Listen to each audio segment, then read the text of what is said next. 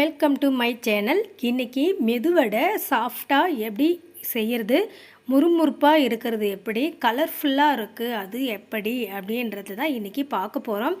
இந்த முறுமுறுப்பாக இருக்கிறதுக்கும் இந்த சாஃப்டாக இருக்கிறதுக்கும் நீண்ட நேரம் அந்த முறுமுறுப்பு குறையாமல் இருக்கிறதுக்கும் மாவு அரைக்கிற பக்குவம் தாங்க.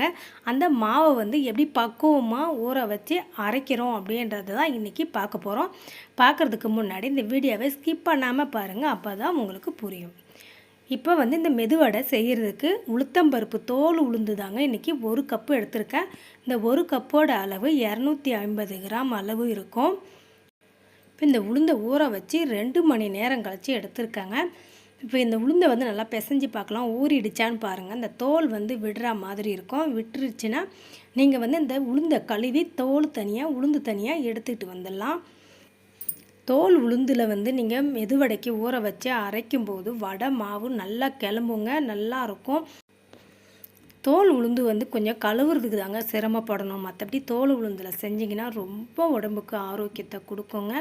அதனால் கொஞ்சம் பால் மாறாமல் நம்ம தோல் உளுந்துலே ரெடி பண்ணிக்கலாம். நாங்கள் இட்லிக்குமே தோல் உளுந்து தான் பயன்படுத்திகிட்ருக்கோம். அவ்வளோ சூப்பராக இருக்குங்க. இதை கொஞ்சம் கழுவுறதுக்கு பால் மாறாமல் செய்யலாம். இப்போ கழுவி எடுத்துகிட்டு வந்துடுறேன்.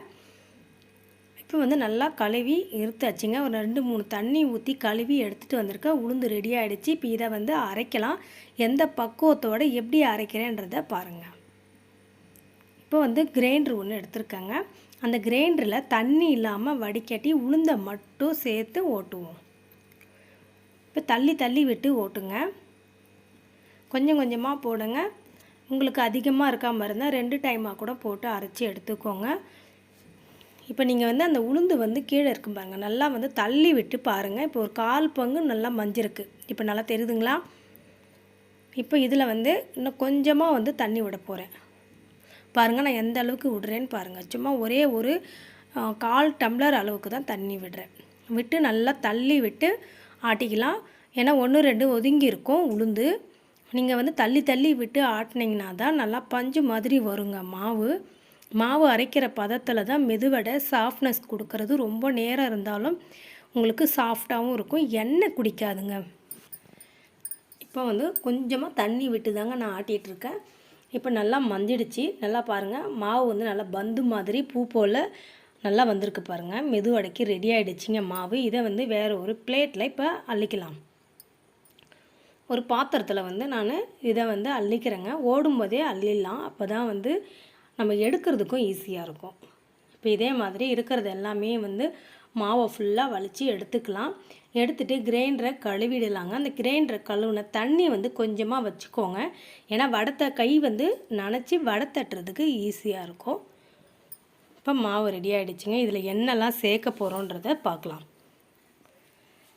ஃபஸ்ட்டு கறிவேப்பிலை ஒரு பிடி அளவுக்கு நல்லா பொடியை நறுக்கி இதில் சேர்த்துக்கலாம். நீங்கள் பொடியை நறுக்கி சேர்த்துட்டிங்கன்னா வடையில் நீண்டு நீண்டு வெளில வராது. மல்லித்தழை ஒரு பிடி அளவுக்கு அதே மாதிரி பொடியை நறுக்கி சேர்த்துக்கலாம். பச்சை மிளகாய், வெங்காயம் பொடியை நறுக்கி அது கூட சேர்க்கலாங்க. இப்போ வெங்காயத்தை நல்லா பெரிய வெங்காயம் எடுத்து நீட்டாக கட் பண்ணி இந்த மாதிரி கையால் பிசைஞ்சு அள்ளி போடுங்க. அப்போ தான் வெங்காயம் சீக்கிரம் வேகும், இல்லைன்னா நறுக்குன்னு இருக்கும். வடை மாவு வெந்துடும். இப்போ இதே மாதிரி வெங்காயத்தை நல்லா பிசைஞ்சு போட்டாச்சுங்க. ஒரு 2 பச்சை மிளகாய் எடுத்து அதையுமே பொடியை நறுக்கியிருக்கேன், இதில் சேர்த்துட்றேன். இப்போ நல்லா வெங்காயம் பச்சை மிளகாயும் சேர்த்தாச்சுங்க. கார்ன்ஃப்ளவர் மாவு 1 ஸ்பூன், பெரிய ஸ்பூனால் 1 ஸ்பூன் சேர்த்துக்கிறேன். அரிசி மாவு பச்சரிசி மாவுங்க 1 ஸ்பூன், பெரிய ஸ்பூனால் சேர்த்துக்கிறேன். உங்களுக்கு கொஞ்சமாக ஆப்பச்சோடா ஒரு சிட்டிக்கை தான் சேர்க்குறேன். உங்களுக்கு தேவை இருந்தால் சேருங்க, இல்லைன்னா ஸ்கிப் பண்ணிவிடுங்க. இப்போ சால்ட்டு தேவைக்கேற்ப சேர்த்துக்கிறேங்க. இப்போ மாவு எல்லாமே நல்லா கையை வச்சு பிசைஞ்சிக்கலாம். இந்த ஆப்பச்சோடா மாவு ஒரே கொஞ்சமாக சேர்க்கும்போது இந்த மெதுவடை நல்லா கிளம்பும், நல்லா சாஃப்டாக பஞ்சு மாதிரி இருக்குங்க. ரொம்ப எண்ணெய் குடிக்காது, அதுக்கு தான் சேர்க்குறது. நீங்கள் வேண்டான்னா ஸ்கிப் பண்ணிக்கோங்க. இப்போ மாவு பாருங்கள் எப்படி நல்லா அடித்து பிசையணுங்க. நீங்கள் அடிக்கிற அடியிலே அது தண்ணி கொஞ்சம் லைட்டாக விடணுங்க. ஏன்னா உப்பு சேர்த்துருக்கோம் இல்லைங்களா, அதனால் நீங்கள் பிசைய மாவு வளவளப்பு கொடுக்கும். இப்போ பாருங்கள், எடுத்து பாருங்கள், நல்லா வந்து மெதுவடை போடுற பக்குவத்துக்கு வந்துடுச்சு. மாவு வந்து சாதாரணமாக பிசையக்கூடாது, நல்லா கையை வச்சு அடித்து பிசைஞ்சிக்கணும். மாவு ரெடி பண்ணி வச்சாச்சுங்க. இப்போ வந்து வானல் வச்சுருக்கேன். வானலில் எண்ணெய் வந்து ஊற்றிருக்கேன். ஊற்றி ஸ்டவ் பற்ற வச்சு எண்ணெய் காஞ்சிட்ருக்குங்க. இப்போ எண்ணெய் நல்லா காஞ்சிடுச்சு. இப்போ வந்து ஒரு கையில் மாவு கொஞ்சமாக எடுத்து ஒரு உள்ளங்கையில் லைட்டாக தட்டி ஒரு நடுவில் ஒரு ஓட்டை போட்டுடுங்க. போட்டுட்டு இப்போ எடுத்து அந்த எண்ணெயில் விடுங்க. லைட்டாக அந்த நடுவிரலால் கூட ஓட்டை போடலாம். இது ஒரு விதம். இன்னொரு விதம், வாழை இலையில் தட்டி அதில் நடுவில் ஓட்டை போட்டு போடுவாங்க. உங்களுக்கு கையில் வரலைன்னா நீங்கள் வாழை இலையில் கூட போடலாம். நான் வந்து ஒரே கையிலேயே வந்து போடுவேங்க, இன்னொரு கைக்கு மாற்றவே மாட்டேன். பாருங்கள், இப்போ எடுக்கிற கையிலே வந்து லைட்டாக தட்டி நடுவிரலால் ஓட்டை போட்டு போட்டுருவேன். இது ரொம்ப ஈஸியாகவும் இருக்கும், சீக்கிரம் வேலை முடியுங்க. இதே மாதிரி உருட்டிக்கோங்க. தண்ணி வந்து கை நனைச்சிக்கின்னு அப்புறம் தான் மாவு எடுத்து கையில் உருட்டி ஒரு ஓட்டை போடுங்க. பாருங்கள், வடை வந்து கீழே நிற்கவே இல்லை. பாருங்கள், போட்ட உடனே அப்படியே பந்து மாதிரி மேலே கிளம்புதுங்க. ஆனால் மெதுவடை செய்கிறதுக்கு வந்து நீங்கள் எண்ணெய் வந்து நிறையா ஊற்றிக்கணும், இல்லைன்னா உள்ளே போய் ஒட்டிக்கும், வானலில் உக்காந்துக்கும். வடை வந்து அடியில் தீய ஆரம்பிச்சிருங்க. கவனமாக எண்ணெய் வந்து கொஞ்சம் எக்ஸ்ட்ரா ஊற்றி தான் நீங்கள் மெதுவடை செய்யணும். இப்போ வந்து அடியில் நல்லா வெந்துடுச்சிங்க. இப்போ திருப்பி போடுவோம். அதாவது ஒரு அரை வேக்காடு தான் இப்போ எடுக்க போகிறோம். முழு வேக்காடு போட்டிங்கன்னா எண்ணெய் சொதன்னு இருக்கும், உங்களுக்கு வடை வந்து கிரிப்ஸியாக வராது. அதனால் இப்போ இந்த அளவுக்கு வெந்ததும் இந்த வடையை வந்து எடுத்துக்கலாம். இன்னும் ஒரு டைம் வந்து இதே மாதிரி வடையை போட்டுட்டு அதுக்கப்புறம் ஃபஸ்ட்டு எடுத்ததை ரெண்டாவது போட போகிறோம். இப்போ இதை எடுத்து ஆறிட்டு இருக்கட்டும். இப்போ அடுத்தது அதே மாதிரி வடையை தட்டி இதில் போட்டு இதையும் எடுத்து வச்சிடலாம். இதே மாதிரி ஒரு தடவை எடுத்துகிட்டு அடுத்த தடவை போட்ட பிறகு அதுக்கப்புறம் முதல் எடுத்ததை செய்யணும். இப்போ இதுவும் ரெடி ஆகிடுச்சு. இதையும் எடுத்து வச்சிடலாம். இது தனியாக அது தனியாக வச்சுருவோங்க. ஃபஸ்ட்டு எடுத்ததை எப்படி போடலான்றதை பார்க்கலாம். எண்ணெய் வந்து நல்லா சூடு ஏறணும். ஒரு நிமிஷம் வந்து நல்லா காயட்டுங்க. இப்போ மறுபடியும் ரெண்டாவது டைம் போடும்போது எண்ணெய் வந்து நல்லா காஞ்சிருக்கணும். அப்போ தான் வந்து கலர் கொடுக்கும், சீக்கிரம் வேலை ஆகும். இப்போ நல்லா காஞ்சிட்ருக்குங்க. இப்போ அந்த வடையை எடுத்து ஒன்று ஒன்றா இதில் சேர்த்துடலாம். இந்த 4 வடையுமே வந்து இப்போ சேர்த்துட்றேன். இப்போ போட்டதுமே பாருங்கள், நல்லா வந்து கலர் கொடுக்க ஆரம்பிச்சிடும். இப்போ அது வந்து நம்ம எண்ணெய் வந்து நல்லா காஞ்சிட்ருக்கிறதுனால அது போட்ட உடனே நிறம் மாறுங்க. இப்போ இதை திருப்பி போட்டுக்கோங்க. இப்போ இதை திருப்பி போட்டு எடுத்து வேறு ஒரு பிளேட்டில் வச்சிடலாங்க. வச்சுட்டு இப்போ வந்து எண்ணெய் நல்லா ஒரு நிமிஷம் காஞ்சிடுச்சிங்க. இதில் வந்து இப்போ அந்த எடுத்த வடையை வந்து போட்டுட்டோம்.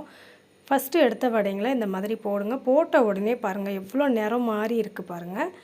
இப்போ இது நல்லா அந்த சலசலப்பெல்லாம் அடங்கணுங்க. இது பாருங்கள், வடை வந்து வேக எந்த அளவுக்கு கலர் கொடுத்துருக்கு. இப்போ இந்த கலர் ஓகேன்னா நீங்கள் எடுத்துக்கோங்க. இன்னும் கலர் வேணும்னா இன்னும் ஒரு நிமிஷம் விட்டு கூட எடுக்கலாம். இப்போ இதே மாதிரி இருக்கிற வடையுமே போட்டு எடுத்தாச்சுங்க. இப்போ வந்து இந்த வடை டேஸ்ட் எப்படி இருக்குன்னு பார்க்கலாம். இந்த வடை வந்து நல்லா பஞ்ச் மாதிரி வந்திருக்கான்றதை இன்றைக்கி வீடியோவில். இப்போ இந்த வடை வந்து நல்லா சூப்பராக வந்திருக்குங்க. மேலே பாருங்கள், நல்லா மொறுன்னு இருக்குது. எண்ணெயுமே ரொம்ப இல்லைங்க. இப்போ உள்ளங்கையில் கூட உங்களுக்கு தட்டி காட்டுறேன் பாருங்கள், ரொம்ப எண்ணெயுமே இல்லைங்க. லைட்டாக பிசுப்பு தான் இருக்க தவிர ரொம்ப எண்ணெய் இல்லை. இப்போ பாருங்கள், அந்த வடையை வந்து நல்லா புட்டு பாருங்கள், உள்ளே வந்து எவ்வளோ பாஞ்சி மாதிரி இருக்குது பாருங்கள். மேலே வந்து நல்லா கலர்ஃபுல்லாக ஹேடாக இருக்குது பாருங்கள். அந்த முறுமுறுப்பு குறைய தான் உங்களுக்கு வடை வந்து பஞ்சு மாதிரி இன்னும் வருங்க. இதே மாதிரி நீங்களுமே செய்து பாருங்கள். பெரிய ஃபங்க்ஷன்லாம் சமையல்காரங்க செய்கிற சீக்ரெட்டே அதுதாங்க. 2 டைம் போட்டு எடுக்கணும் மெதுவடை. இந்த சீக்ரெட்டை மறக்காமல் வீட்டில் நீங்களுமே இதே மாதிரி ட்ரை பண்ணி பாருங்கள். இந்த மாதிரி ஒரு 3 வடையில் சாம்பாரை ஊற்றி நல்லா ஊற வச்சு சாப்பிட்டு பாருங்கள். இந்த மெதுவடையோட டேஸ்ட்டு ரொம்ப சூப்பராக இருக்குங்க.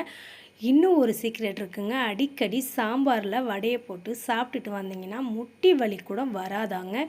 அந்த அளவுக்கு இதில் ஒரு மருத்துவ குணங்கள் கூட இருக்குதாங்க. பாருங்கள், ரொம்ப சாஃப்டாக இருக்குங்க. இன்னும் கூட சாம்பார் ஊற்றி ஊற வைங்க, இன்னும் பொதுன்னு ஊறி சூப்பராக இருக்குங்க. இதில் இன்னும் தயிர் ஊற்றி ஊற வச்சு சாப்பிட்டு பாருங்கள், இன்னும் அருமையாக இருக்குங்க. இதே மாதிரி மெத்தடோட உங்கள் வீட்டில் நீங்களுமே மெதுவடை செஞ்சு பார்த்துட்டு எப்படி இருந்ததுன்னு கமெண்ட் பண்ணுங்கள் ஃப்ரெண்ட்ஸ். இந்த வீடியோ பிடிச்சிருந்தா லைக் பண்ணுங்கள், ஷேர் பண்ணுங்கள். மறக்காமல் சப்ஸ்கிரைப் பண்ணி பெல் ஐக்கான் கிளிக் பண்ணி ஆல் கொடுத்துருங்க ஃப்ரெண்ட்ஸ். இந்த மாதிரி டேஸ்டியான சுவையான ஆரோக்கியமான ரெசிபியோட அடுத்த வீடியோவில் சந்திக்கலாம். பை.